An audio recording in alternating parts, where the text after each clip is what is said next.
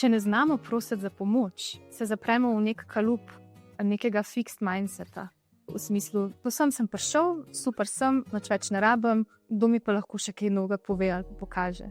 Medtem, ko nekdo, ki pa reče, jaz si pa želim coacha, ne zaradi tega, ker si želim, da mi on ali pa ona nekaj novega pove, ampak zato, ker jaz želim iz sebe dati moj maksimum potencial. Kako vemo, kdaj določene naše zaciklane stvari izhajajo iz preteklosti, pa bi bili bolj primerni morda za kakšnega terapeuta ali pa psihoanalitika, kdaj smo pa v situaciji, ko rabimo nekoga, ki bo z nami usmerjen v prihodnost.